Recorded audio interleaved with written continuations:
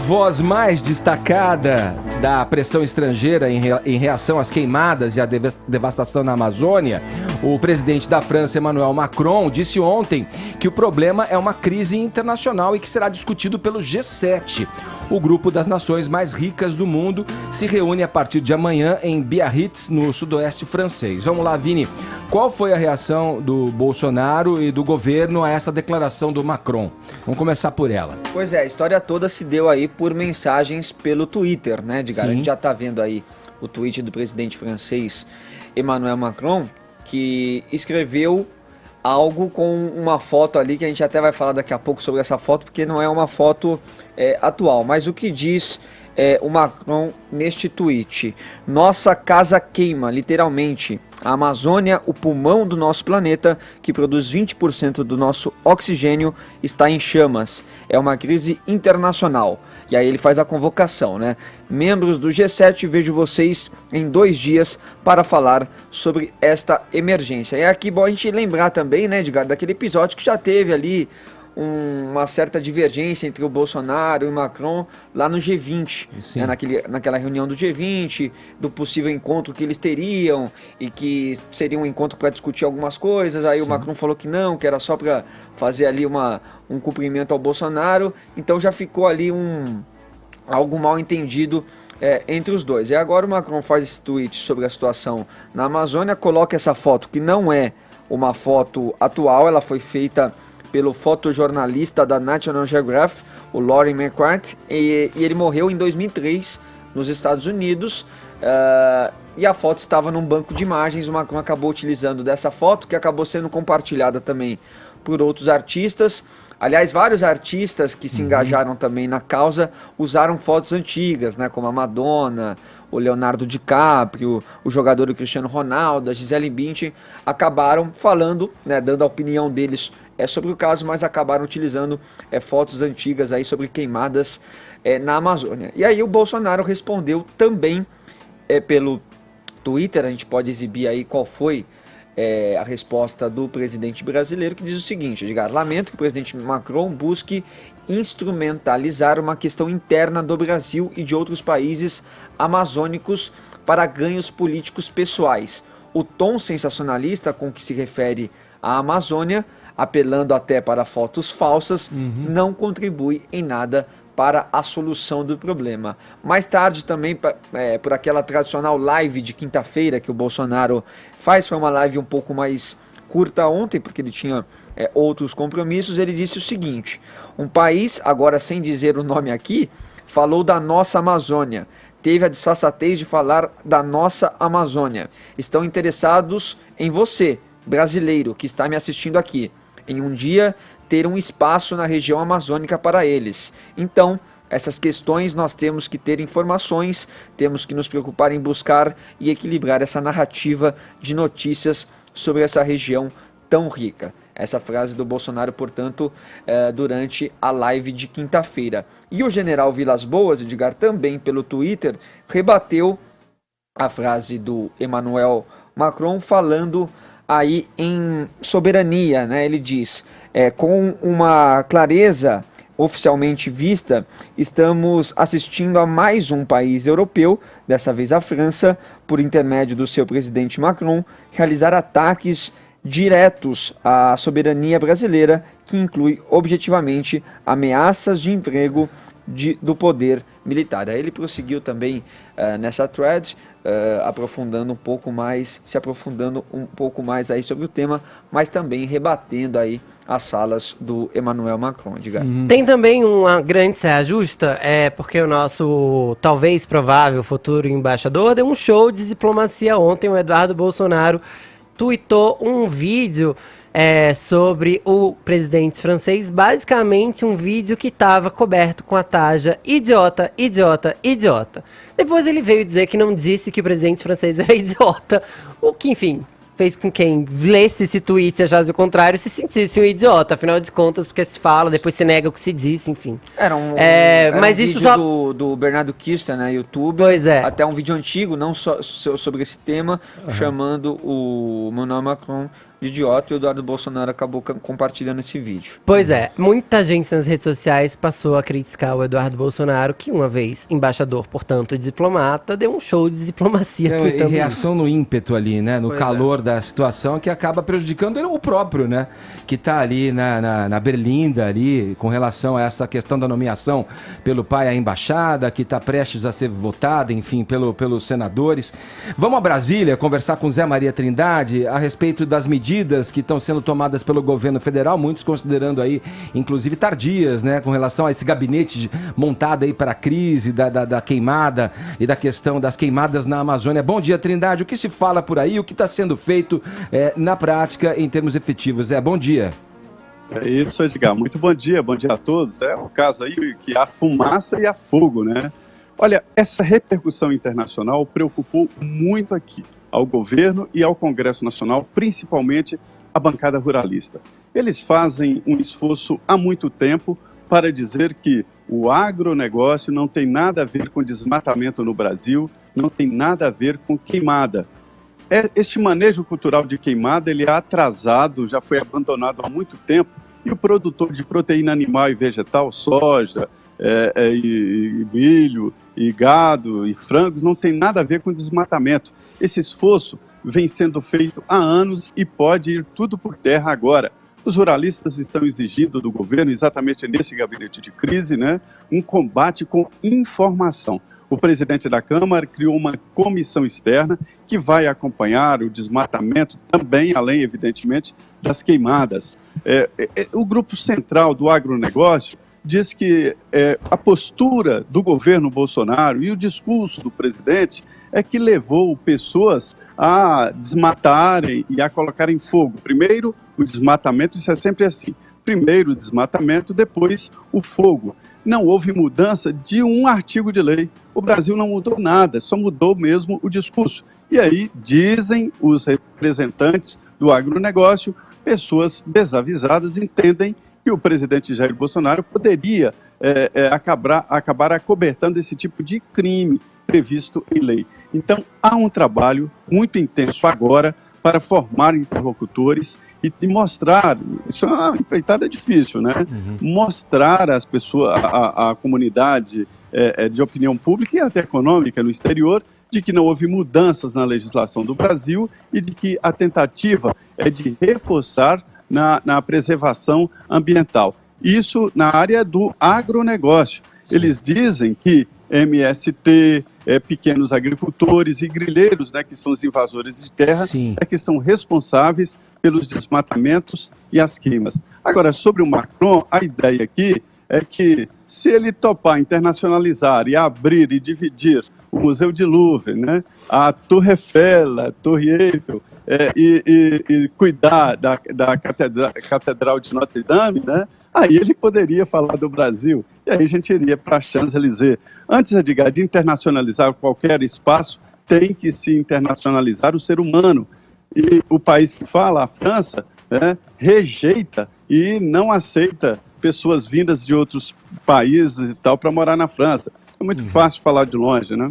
Sim, Zé. É uma questão que envolve vários pontos de vista e de vários ângulos diferentes observar essa situação, né? Porque tem, obviamente, primeiramente, a questão da soberania do país, do Brasil, que tem a maior parte dessa floresta que é a mais importante do planeta Terra, e daí o interesse, claro, internacional, né?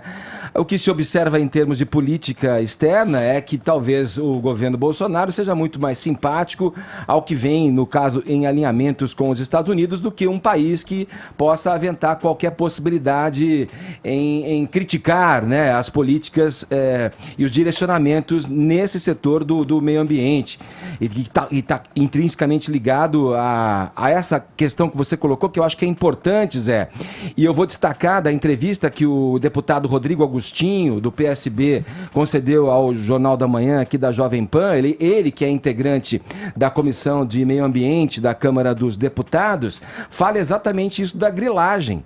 a grilagem de terra, que é essa apropriação indevida, obviamente, de terras da União, e depois a possibilidade de se esquentar, com o perdão do termo, até foi se falar em queimada, né? Mas esquentar essa documentação para que essas terras possam ser, no futuro ali, servir como um negócio para os próprios grileiros. Aí quem compraria essas terras que vem aí a questão, né? Poderia estar muito mais associado ao agronegócio mesmo, a quem quer expandir e tal. Mas vou passar a palavra para o Caio agora, com relação a esse ponto da nossa pauta aqui, que é a reação de líderes mundiais entrarem nessa discussão, né? O Bolsonaro vê as críticas ao seu governo se expandirem, como a gente falou aqui já, o Vini falou, o Zé Maria corroborou com a sua participação aqui, e essas críticas vão expandindo as fronteiras brasileiras. Caio, qual que é, a seu ver, a postura que o governo deve adotar? Porque se fala em, inclusive, boicote, retaliação com relação aos produtos brasileiros. Mas é exatamente isso. Aqui é muito importante a gente sair do micro e focar no macro. Então eu peço, inclusive, licença para um comentário mais longo, porque é o seguinte, vamos falar de pós-verdade, né? Pós-verdade é aquele conceito de comunicação, da comunicação contemporânea, que exprime a ideia de que na transmissão de uma mensagem, a realidade dos fatos, ela importa menos do que o seu apelo emocional. Portanto, segundo a pós-verdade, a opinião pública, ela vai se moldar mais pela emoção do que pela razão. Sentimentos e sensações importam mais do que números e dados. Portanto, aqui nós estamos diante de um terreno fértil para a construção de narrativas falaciosas, especialmente por repetição e especialmente usando como instrumento de disseminação, de reverberação social, o comportamento de manada e a sua tendência natural à histeria e ao pânico. Tudo isso é potencializado pelas redes sociais, como a gente viu no caso de uma foto equivocada, uma foto aí completamente intempestiva do presidente sendo reverberada, inclusive, por pessoas públicas. A questão amazônica ela é um caso emblemático do uso da pós-verdade na manipulação da opinião pública. Eu, pessoalmente, me recuso a atuar aí como uma caixa de ressonância para essa narrativa que quer destruir a reputação do Brasil. Por isso eu separei aqui 10 fatos elementares para baixar um pouco o tom da polêmica. Primeira coisa, a Amazônia ela não era virgem até 2019. Desmatamento e queimadas elas fazem parte da história recente da região. O Brasil preservou e preserva muito mais da sua vegetação nativa do que as outras economias desenvolvidas no mundo. Os dados são claros. Aqui nós temos 2/3 da vegetação nativa preservada, 66%. A União Europeia só 25%, a China 17% e os Estados Unidos 14%. Terceiro ponto, a legislação brasileira, com seu novo Código Florestal, ela tem viés progressista e ambientalista. Foi aprovada num governo de esquerda e teve como principal arquiteto, um político filiado ao Partido Comunista do Brasil. Quarto ponto, o agronegócio brasileiro de alto impacto, aquele para exportação, certo? Ele se caracteriza pelo quê? Pela tecnologia, pela produtividade, pela sustentabilidade. Para ilustrar um pouco o que o Zé Maria já trouxe para a gente, em 10 anos, as áreas de pastagem diminuíram 20%, só que a produção de carne cresceu 120%. Na produção de grãos e óleos vegetais, em 3 décadas, o ganho de produtividade foi de 2,5 vezes. Certo? Quinto ponto, a queimada como método de limpeza de terreno, como bem observou o Zé Maria Trindade, é um comportamento arcaico de pequenos produtores e de fraudadores também, de grileiros, de movimentos ilegais de ocupação de terra. Sexto ponto, queimadas naturais, elas são mais comuns nessa época do ano. Sétimo ponto, as condições climáticas, que são circunstâncias de força maior, são o principal fator para potencializar a queimada. Então, assim... E ainda, esse é um 8º ponto, ainda que essas queimadas elas fossem antropogênicas, ou seja, geradas a partir da ação humana, certamente elas não são coordenadas, elas não são nem estimuladas por políticas públicas do governo federal, não tem nada a ver. Nono ponto, também é razoavelmente impossível num país deficitário, que não garante segurança das suas fronteiras, que não garante segurança à vida dos seus próprios cidadãos, é impossível monitorar e punir todos aqueles que agridem o meio ambiente, embora esse seja o objetivo, esse seja o ideal. E aí tem um ponto que é engraçado, é uma pauta de ontem, mas quanto às partículas em suspensão, né, viajando por correntes aéreas, 27 milhões de toneladas por ano viajam do deserto do Saara, atravessam o Oceano Atlântico e caem na Amazônia. Inclusive, é um fertilizante. Portanto, a fuligem que cobriu São Paulo, embora ela não fosse amazônica, ela poderia muito bem ser. E isso altera a nossa percepção emocional do fato, a percepção emocional em relação ao desmatamento, mas isso não pode alterar a realidade, a análise objetiva dos dados que são aí colocados. O Jorge Pontual, ontem na Globo News, ele relatou o clima de histeria promovido pela grande mídia americana e europeia sobre o tema. E é importante a gente lembrar, o viés dessa mídia progressista é internacionalista. Portanto, eles relativizam a soberania dos países e querem mais poder para organismos internacionais, como a ONU, a União Europeia, o G7 e por aí vai. Então aqui está um outro elemento perigosíssimo nesse caldeirão de narrativa, que é o interesse das grandes potências econômicas em frear o desenvolvimento de nações emergentes, como é o caso do Brasil, praticando o quê? Protecionismo disfarçado. Eles usam a narrativa ambientalista de forma hipócrita, de forma cínica, para criar barreiras às exportações brasileiras de produtos agrícolas e de proteína animal, sem falar da parte de minérios.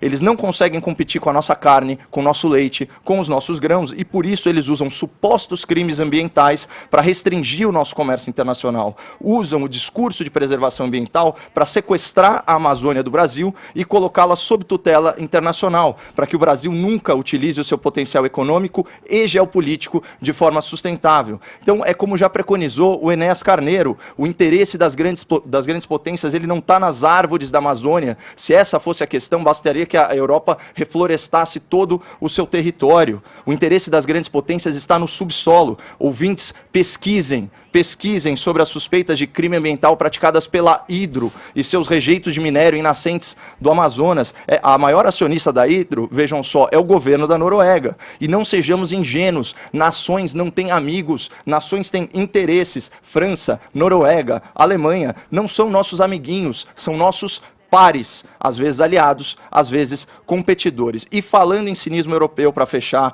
eu relembro ao ouvinte uma frase capciosa do presidente Macron no começo do ano, abre aspas, o nacionalismo é o exato oposto do patriotismo, e essa confusão conceitual é proposital. Ele quer que você se sinta patriota abrindo mão da soberania do seu país, abrindo mão das suas riquezas naturais, da sua autonomia econômica. Portanto, a situação que a gente tem é clara. Você tem a mídia internacionalista aliada às grandes potências construindo toda uma narrativa contra o Brasil, a ponto do presidente francês incorrer em fake news. E caberia a quem? Ao jornalismo brasileiro não se prostrar de joelhos para os gringos, né? Não se comportar como um bando de entreguista. Mas o ódio ao presidente, ele é tão grande que a mídia nacional, para enfraquecer o governo, contribui para o estabelecimento dessa narrativa, denunciando um falso terrorismo ambiental. Ou seja, para a gente atingir um governo de 4 anos, nós estamos correndo o risco de perder um patrimônio natural que é nosso há 400 anos. Isso é má fé e burrice. Ô Zé, Trindade, tá aí com a gente ainda? Sim, alô, aqui tinha feito um sinal aí do telefone, eu não sabia se você estava com a gente aí. Nessa questão, o que é realismo disso aí, né? Claro que essa narrativa, essa briga narrativa vai sempre acontecer frente a olhares diferentes com relação a uma questão muito cara. Não só para o Brasil, que está dentro da sua soberania ali, proteger e ter para si, né, os benefícios de uma floresta que é a mais importante do planeta, mas também por ser uma área de interesse internacional, né? Uma área onde todo mundo está de olho e que, claro, ajuda, sim, por mais que a própria Amazônia consuma o oxigênio que produz, é uma fonte de manutenção do clima de todo o planeta. Para voltar aos dados, eu te repasso assim a pergunta, que é o seguinte: o governo Bolsonaro, não muito afeito a dados da ciência, visto aí o que aconteceu e dessas teorias conspiratórias que o governo gosta de alimentar e ter para si, para justificar talvez aí decisões ideológicas frente às mais diferentes pastas, no caso essa do meio ambiente não é diferente, a exoneração, por exemplo, do Ricardo Galvão, presidente do INPE, não me deixa mentir, mas tem dados recentes, de órgãos da NASA, de satélites da NASA, mais precisamente 2 deles, o Terra e o Aqua, que corroboram os índices apontados anteriormente pelo INPE. precisa saber se o governo vai dar crédito à ciência e a esses dados também, que mostram esse aumento do desmatamento, proporcionalmente a outros momentos da história, não como os de maiores índices, mas também índices importantes, e os correlacionam, Zé, pelos dados gerados a partir das imagens, o chamado corte raso de floresta. Né, onde aquela vegetação rasteira, já seca, de fácil combustão ali, é queimada nessa estratégia conhecida também, não só por grileiros, mas por pessoas interessadas em transformar áreas de floresta originais em pastos para cultivo e para pecuária. E esses dados deste centro que trabalha com a NASA, de ciências biosféricas, chamado Goddard, de voo espacial da NASA, mostram os dados muito correlatos aos dados apresentados pelo INPE e colocam essa área de queima, os focos onde o calor é detectado pelo satélite, no cinturão pecuário, diferentemente das áreas onde o pasto é queimado, nessa técnica arcaica que você mencionou, Zé, para limpeza de pasto, para replantio, para uma nova safra. Quer dizer, é uma área que não está sendo queimada em regiões onde pode-se entender que elas são feitas para o plantio de outras safras, para a queima do próprio bagaço, como é o caso de soja, como é o caso da cana-de-açúcar. Quer dizer, é uma batalha, um jogo de interesses que está aí, mas nós temos uma realidade irrefutável à nossa frente, né? O que está sendo feito e o que vai ser feito em termos práticos para além da ideologia, para além da narrativa, para além da verdade dentro desse conceito de pós-verdade que a gente vive, Zé. Pois é, olha, Edgar, há sim uma guerra de informação, há sim uma disputa pela repercussão internacional, e isso vai impactar sim diretamente na imagem do Brasil e dos produtos brasileiros, né? Isso pode inclusive interferir, né, e jogar por terra um esforço de décadas deste acordo da Comunidade Econômica Europeia com o Mercosul, e prejudicar enormemente o Brasil e principalmente a Argentina, né? São os dois produtores de proteína aqui que poderiam ganhar de uma forma melhor o mercado europeu. Mas é verdade, houve um aumento muito grande de queimadas, é sazonal nessa época. Sim. Geralmente há queimadas, principalmente aqui na região do Centro-Oeste, né?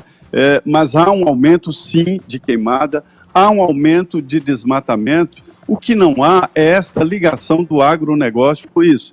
Veja bem, o agronegócio, Edgar, não é feito por fazendeiros, não. Isso aí é uma grande indústria, é larga escala, demais. E eles aumentaram a produtividade, como diz o Caio. É verdade, é uma das maiores produtividades, que é a produção por metro quadrado, né, de plantio. Houve um aumento da produção pelo aumento de produtividade. Isso é muito importante. Isso assusta nossos concorrentes, sim.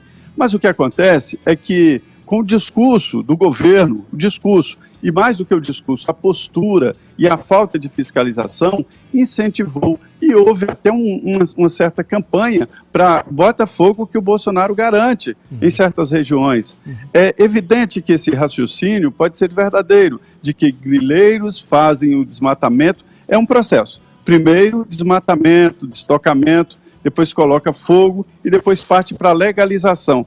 O agronegócio só entra com o terreno legalizado. E mesmo assim, há devolução de fazendas, porque o agronegócio aumentou a produtividade e não está ocupando todas as terras agricultáveis, né? É tudo artificial, irrigação, adubação. Não precisa de terra fértil como antigamente, que se desmatava para pegar aquela terra virgem, e as queimadas até aumentavam a contribuição de adubos orgânicos, né? Então isso não é mais uma realidade. O que há é uma guerra de informação e pode impactar nesse acordo Comunidade Econômica Europeia e Mercosul, que foi, olha, duramente negociado e que está prestes a ser concluído. Já foi assinado. Tá certo, Zé. Obrigado pelas informações. Um abraço para você. Bom trabalho aí em Brasília, Zé. Muito bem, obrigado. Bom dia a todos. Vamos lá. Eu só queria repetir o que eu falei ontem. Enquanto tá todo mundo preocupado em ficar brigando no Twitter, no Facebook, e todo mundo formando opinião sobre, o fogo continua queimando.